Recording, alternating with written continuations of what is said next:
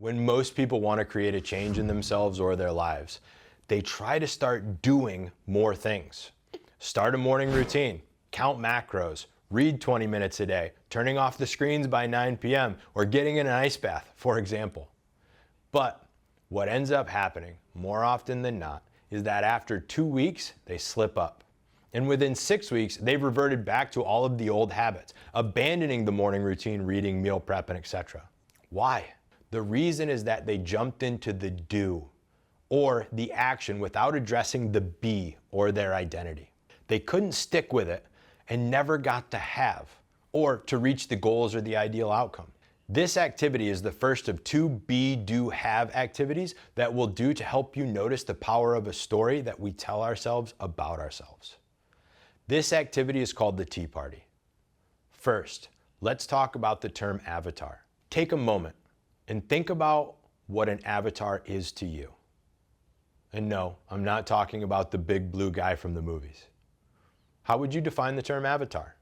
For today, think about an avatar as a character in a story, and we're going to practice experiencing the way we create different avatars. For our Tea Party activity, take a seat and make sure you have nothing in your hands. Get in a comfortable position. Now, please sit in your chair in the way that you imagine a king or a queen would sit in their chair.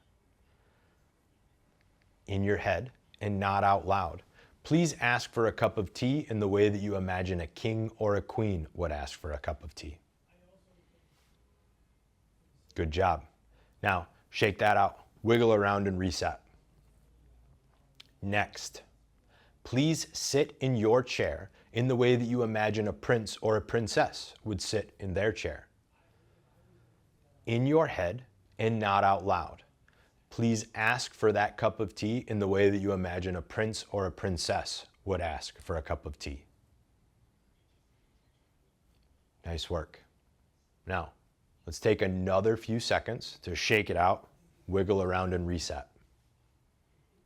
Great. Last avatar.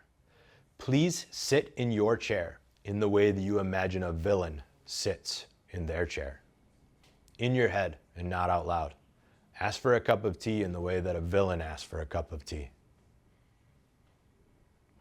Good job. You can sit comfortably in your chair again.